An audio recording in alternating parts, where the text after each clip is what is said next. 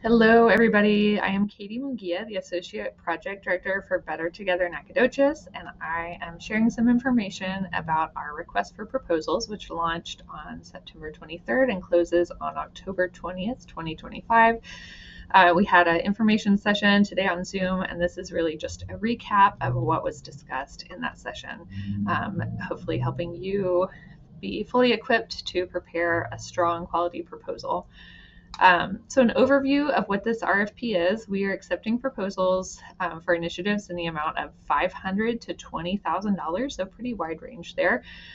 Like I said, we just opened last week and it is due on October 20th, 2025 at 5 p.m.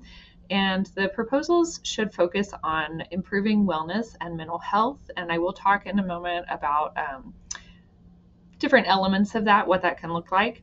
But the really big part here is that the proposals need to be collaborative in nature. So we know that there are a lot of individual groups doing really excellent group, but what we hope to achieve through this, through these mini grants is to enhance the collaboration among groups in Nacogdoches County. Why are we doing this? Just a little bit of background information. Better Together got our start with a Wellness in Rural Communities grant from the Hogg Foundation for Mental Health. Between 2018 and 2022, Better Together, which at the time was under a different name, the Nacogdoches Community Collaborative, did a really robust process of gathering input from the community about what mental health and wellness meant to us, what Nacogdoches County needed, and what priorities we wanted to see happen. Through that process, we created or came up with the Common Agenda, which is a set of 9 goals for wellness and mental health in Nacogdoches County, and all of our work has revolved around that common agenda. So the proposals that you submit will need to, in one way or another, address those common agenda goals. And I have those listed right here. They are affordable behavioral or mental health care services, youth social emotional well-being, community supports for criminal justice involved individuals with mental health challenges, affordable healthcare services, a thriving economy for all, building awareness of wellness resources and community resources, addressing basic needs, so things like food, housing, childcare, or poverty in general, and creating a physical environment that promotes a healthy lifestyle, and finally, access to broadband internet for all. As you can see, this is a really wide range of goals, and many of these can be broadly interpreted. So the important part is that you're able to, A, pick initiatives that are in alignment with this common agenda, and B, in your proposal, draw a very clear connection between the initiative that you're proposing and these common agenda goals. Grant funds can be used really in just about any way that you can imagine. The main restrictions are that they can't be used for partisan politics. So you can't use grant funds to make a donation to your favorite political candidate. You can't use them to set up an endowment. But otherwise, it is pretty unrestricted. You do need to think about sustainability and what will happen after these funds end. This is a one-time grant, and so anytime you're applying for a one-time grant or one-time funds, you do need to be able to justify how we're going to use these and how we're going to manage what happens after they're gone. So for example, if there were any personnel related expenses that you were using these funds for, you need to be able to explain how you're going to handle that after these funds are gone or this grant cycle ends. And you will need to create a thorough and realistic budget. That's a really important piece here that's going to show us that your proposal is well thought out and feasible. Also, who is eligible is very broad and open. It is not just for nonprofit organizations, which of course can apply, but also grassroots groups. And sorry, I just caught my typo there. But so informal organizations, businesses, faith communities, and even individuals. Now, for those that are not a nonprofit organization, we'll ask for a little bit of extra documentation to demonstrate your fiscal responsibility. So basically, how can you demonstrate to us that you are able to manage and report on this amount of money? And also, what's your connection to the issue? So for example, if you're Smiley's Car Wash and you want to do a mental health initiative, we need to see what the connection is. Why do you care? Why does Smiley's Car Wash care about this issue? Or what is Smiley Car Wash's connection to this initiative? And we'll talk a little bit more about this in a moment, but the proposals will be scored by volunteer grant reviewers, and the scores will be weighted. So as you can see, the collaboration piece is the most heavily weighted scoring criteria. So that means that is really where we're putting our emphasis and our priority. But we'll also be looking at the alignment with the common agenda, the scope and feasibility of the project, the impact and the population served, the durability of this project, and your readiness to implement. And we'll talk through those in just a moment, so you'll see what we really mean by those. There will be some requirements for those who are awarded grants. We will work with you to develop an evaluation plan, but in your proposal, you do need to sort of start thinking through some of that. And what we mean by an evaluation plan is what evidence will you be able to collect about the impact of the project, right? Number of people served. Are you going to survey the people who are benefiting? Are there other things that you can report on where you can say whether or not your initiative was successful, whether or not it achieved what it set out to achieve? You will be required to provide financial documentation. That just means once you're finished with the project, you'll need to be able to submit paperwork showing where the money went, right? You gave us X amount of money and we spent it in this way. You will need to maintain fidelity to the approved initiative. So we understand that your timeline, your budget are not going to be exact. You might come out under on, say you're going to spend $2,000 on this part of the project. Well, maybe you spend a little bit less on that. And so you were able to shift the difference to somewhere else. That's okay, as long as you're maintaining fidelity to the approved initiative. So say you're going to do activity A, B, C, and D as part of your initiative. You came under budget on all of those, and so you decide to use the funds to buy a new printer. Okay, that would not be maintaining fidelity to the approved initiative. So we want to make sure that the funds are really focused on what they were intended to be focused on, even if the details shift as you do the implementation. And then monthly check-ins with Better Together. Those are informal, likely just an email check-in. Hey, this is our status. This is where we are. And some pictures. We will establish a contract with the awardees. And one of the things in that contract is that you'll share photos with us of the progress of the initiative as appropriate, photos that we can share on our social media newsletters so we can make sure our community is able to learn about the incredible work that y'all are doing through these grants. Okay, so here's where I actually walk you through the application itself, or the proposal format. You will complete the application in an online form. This is a Google form. It's embedded in our website. My recommendation is that you type out your responses to all of these questions in a Word document first, so that you make sure you have all your ducks in a row, you have all the information you need, and then pull up the online form and just copy and paste over. But to each their own how you want to do it. But this is what it'll look like. This is a screenshot of that Google form. Your email address, a title for your initiative, keep it kind of short and sweet, and then the total dollar amount. So this is sort of the first glimpse that we get of what it is you're proposing. You'll need to provide contact information for each of the collaborating entities. So there might be a business and a nonprofit that are collaborating, or an individual and a church and a business. Whatever those different entities are, you'll need to provide all of this information for each of them. Okay, so if it's an organization like a nonprofit or business or church or something like that, you'll need to put the name of that there in the first question, a contact person's name, right? Who is the person at that organization that we can communicate with? And then what type of entity, nonprofit, business, grassroots, individual, or other. A phone number, an email address, a website if that applies to you. If you don't have a website, leave that blank. A mailing address, and then an EIN just for businesses and for nonprofits. So after you fill out all of that information for each of the entities, you'll make sure to let us know which one will be the fiscal agent. All that means is who are going to make the check out to, and who will be responsible for managing the money. So of those collaborators, one entity needs to be the fiscal agent. Okay, this first question here, please provide an overview of your proposed initiative. That space looks teeny tiny, but it expands. This is your executive summary. This is your opportunity to really lay out what it is that you're proposing.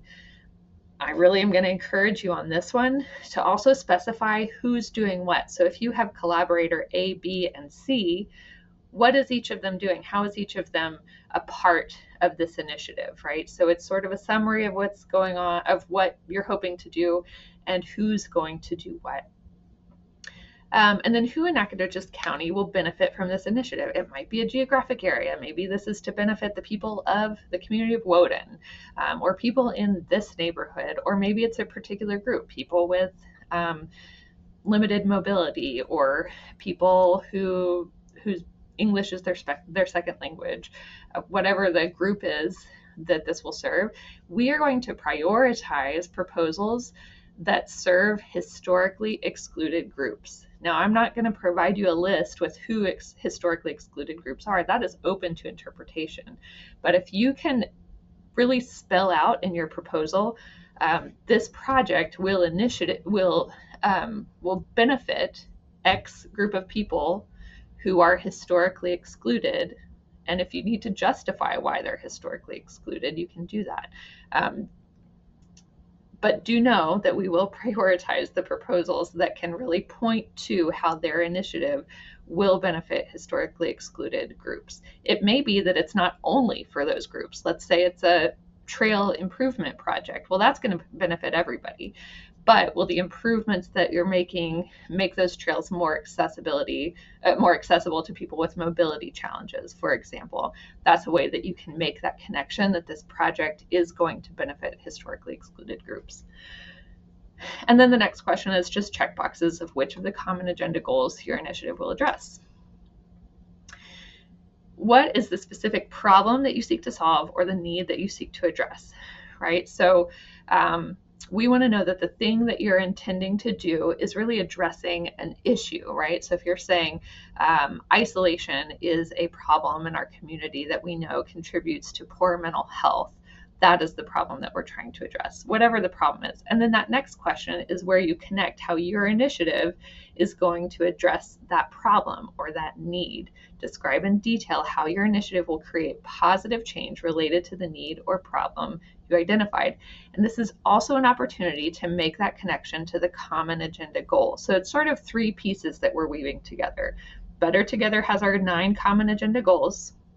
You have a problem or a need that you've noticed in our community, and you're creating or proposing this initiative to address that need that's related to the common agenda goal. So you're going to try to weave those 3 pieces together in that question right there. The next question is, how does this collaboration address this problem or need in a way that individual efforts could not? And why are you the right ones to make this happen? So kind of a 2-part question there. The first part is about why is collaboration relevant here? If this is something that your organization could do on its own, let's say you're the Nacogdoches Arts Collaborative and you are really great at putting on or setting up galleries, art galleries. Why should we support that if that's something that you could do on your own? You want to really demonstrate how this is something that only can happen as a collaboration. It would not be able to happen individually. And you really want to be able to point to why you are the right people or the right organizations to make this happen, right? We're poised to address this problem because we're the experts on this, or because we have this connection, or because we're embedded in the community, whatever it is. But really make the argument about why you're really the right person to do that. Next, you're going to provide a general budget for your initiative, listing the expense amounts, and then a total project budget. Depending on the project and how complex or straightforward it is, you may choose to also attach a more detailed budget. But here I want to at least see sort of a general budget: food, this much; stipends, this much; equipment, this much; materials, whatever, and then a total. I do encourage you to attach a budget if it's anything that's a little bit more complex.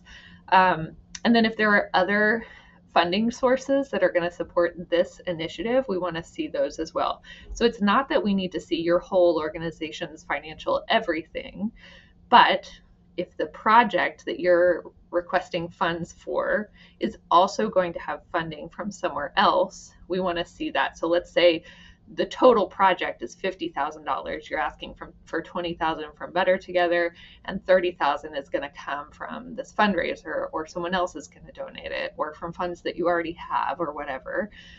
We want to see that specified. Then you're going to provide a general timeline for the initiative, including at least a projected start date, end date, and major milestones. We understand, of course, that this is going to change, but we want to see a general timeline. Now, one of the things that is tricky about this request for proposals is that we are operating on a pretty short timeline. So we are wanting these projects to be at least mostly complete by the end of May 2026. So that gives you about 6 months to implement. That does not mean that all funds have to be spent, all activities have to be complete by that date. It may be, for example, we're supporting a pilot project with the Village NAC. They're going to be building some structures. It may be that by May 2026, they haven't completely finished the construction of those structures, but by May, they'll be able to give us a report and say, this is how much has been spent on these activities. These are the pieces that are left to do and the amount of money associated with each of them. Okay. We will, with the initiatives that are chosen to receive funds, we will make a plan with you. Right, so we'll figure out a little bit more detailed once that selection is made. But I want you to keep in mind that the proposals you should make should be pretty short, digestible pieces. Let's say you have a larger project, maybe a long-term goal that you want to work towards. Could these funds be used for one small piece of it? So thinking about how you can say, okay, the amount that we're going to apply for is going to be for this piece of a larger project, okay? And make sure that that is very clear in your proposal. We always want to start with the end in mind. What is our goal? What would success look like? So you want to describe how the initiative will continue to positively impact the community beyond the grant cycle. So what are sort of those ripple effects of this initiative? And then what would success for this initiative look like? In other words, you would know that this initiative had achieved what it set out to achieve if what? Right? That's sort of dreaming about that success and being able to describe what that success would look like. And then how will you measure the impact of your project? You want to consider the data points that you can collect, like maybe number of people served, feedback from beneficiaries, impact on the capacity of your organization, things like that. So start thinking about that evaluation plan that will work with you to refine. These are the required attachments, again, depending on what kind of entities are involved. Different things are required. For those less formal entities, so an individual or grassroots organization, we're asking for some letters of reference to help us make sure for you to demonstrate, that you have that fiscal responsibility, but also a connection to the issue. Those attachments you will send as a PDF to my email. Okay, you will not upload them to the online application. On the application, it asks this question that you see in the bottom right corner: have you emailed all required attachments to Better Together staff? You will click yes and then click submit, indicating that you have in fact emailed all of those attachments to me. Make sure that when you email them, it's very clear which proposal they go with. So maybe include the title of the proposal in the file name or something like that, so I'm really sure where they go. Okay, here's where I want to talk you through the scoring, right? I told you that we are going to have these volunteer grant reviewers who will read your proposal, and then they have this form that they're going to use to score them. They will score on a scale of 1 to 5. I've told them that 4 is really for a strong proposal. Anything that gets a score of 5 is kind of exceptional, above and beyond. But those scores will be averaged and weighted using the weights that are indicated here. So they will be scoring based on these exact questions that you see on the screen. And these are in the application instructions that are available online. So my recommendation is that as you prepare your proposal, keep these questions in mind. Maybe print them out, have them next to you as you're working, because this is what you're going to be scored based on. Okay, and make sure that you include this throughout your proposal. Oh, and I meant to add on the previous screen with the attachments, you're also welcome to include other attachments that you think strengthen your proposal. So if there's something that you think just did not fit into one of the questions, but it's really essential to help us understand why your proposal is so amazing and why you're really poised and ready to make it happen, you're welcome to include that as an attachment. So does the proposal demonstrate a clear and meaningful collaboration between two or more entities, right? So again, it's that meaningful collaboration. Does each entity explain how the collaboration benefits their mission? So that's where the connection comes into play, right? So if we're involving Smiley's Car Wash and Burke, how does this initiative that we're proposing connect to the mission of each of those entities? Okay, so you're going to make that connection. Does the proposal clearly state how this collaboration will improve mental health and wellness in a way that individual efforts could not? So again, if you could do this on your own, why bother doing it collaboratively? It's really saying this is how collaborating is going to take it to a different level and enable us to do things that we couldn't do otherwise. You can also make sure to weave in the mental health and wellness connection. Alignment with a common agenda accounts for 20% of your score. We want to know, does the proposal clearly address at least one of the Better Together common agenda goals? So that's where making that connection between the common agenda goals and your proposal really clear. Is the link between the project and the chosen goals well defined and compelling, right? So you're saying that this project is going to achieve these things. Does that connection really made clear, and is it compelling? And then does the project comprehensively address the chosen goals, right? So I do understand that these are relatively small amounts of funds. We're not going to completely solve any one of these problems with any one initiative, but is the initiative comprehensive in addressing what it sets out to address? Project scope and feasibility counts for 20% of your score. We want to know if the project is well defined and realistic within the given time frame, budget, and the capacity of all entities involved, right? So if you're saying that with $20,000, you're going to build a new mental health facility and hire 5 new psychiatrists with $20,000, that's just not realistic and not feasible, right? So you want to make sure that what you're proposing really is realistic, timely, doable. Is there a detailed, well thought out description of the project, including which entity is responsible for each activity? So remember where I told y'all to make sure that you're saying entity A, B, and C is doing which parts of the activity or the initiative? And then is the proposed budget justified and reasonable? Are you saying that you're going to spend $7,000 on a new printer? Is that justified? Is that reasonable? Impact and population accounts for 15% of your score. Does the proposal outline how the project will impact a significant portion of the Nacogdoches County population, right? So we know that probably no one initiative is going to serve all of Nacogdoches County, but we want to see that it will be beneficial to as many people as possible.